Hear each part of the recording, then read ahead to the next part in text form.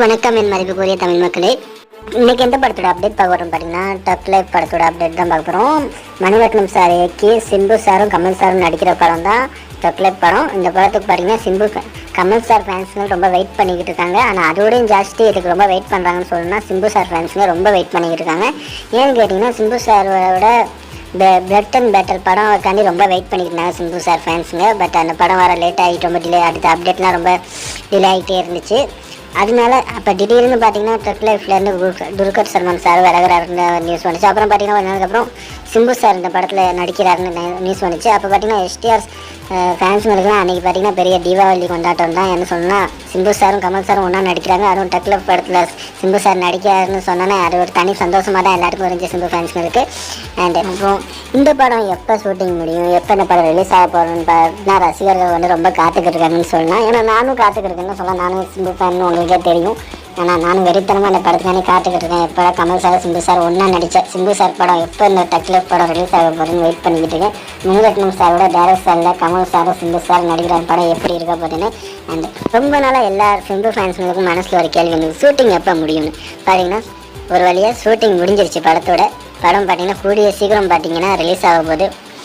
அப்படின்னு படத்தோட ஷூட்டிங்லாம் முடிஞ்சிருச்சு. நிறைய இந்த ஃபோட்டோலாம் போட்டிருக்காங்க. லாஸ்ட்டில் எடுத்த ஃபோட்டோ எல்லாம் சேர்ந்து ஃபோட்டோ எடுத்திருக்காங்க.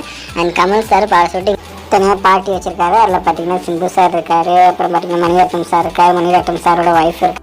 இன்னும் ஒரு அதிசயமான விஷயம் இருக்குது. என்னன்னு பார்த்தீங்கன்னா, இந்த படத்தோட டிஜிட்டல் ரைட்ஸ் பார்த்தீங்கன்னா 150 கோடிக்கு விற்றுருக்கான். கோலிவுட் ஃபிலிம்லேயே பார்த்தீங்கன்னா இந்த படம் தான் டிஜிட்டல் ரைட்ஸில் அதிகமாக கலெக்ஷன் எடுத்திருக்கான். இன்னொரு விஷயம் என்னென்னு பார்த்தீங்கன்னா, கமல்ஹாசன் சாரும் மணிரத்னம் சாரும் 36 வருஷத்துக்கு அப்புறம் திரும்பி சேர்ந்து பண்ணுற படம் தான் டக் லைஃபாக.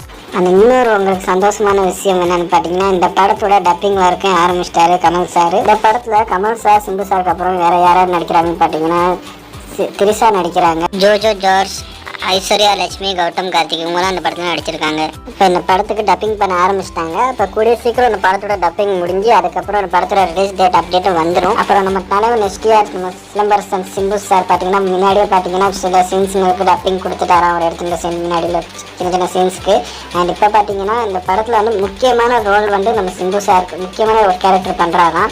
அண்ட் நம்ம உலகநாயகன் கமல் சார் நம்ம எஸ்டிஆர் ஆக்டர் சிலம்பரசன் சாருக்கு மறக்க முடியாத படமாக தான் இருக்கும்போது அவங்க கெரியரில் அடுத்து இந்த படத்தோட சின்னதாக ஒரு ஃபர்ஸ்ட் லுக் போயிட்டு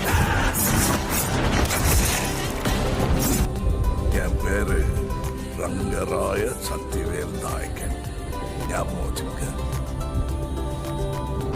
மேலும் சில அப்டேட் வேணால் நான் உங்களுக்கு சொல்கிறேன். அப்புறம் படத்துக்காண்டி எவ்வளோ வெயிட் பண்ணுறீங்கன்னு கமெண்ட் சொல்லுங்கள். இந்த வீடியோ பிடிச்சிருந்தா லைக் பண்ணிக்கோங்க.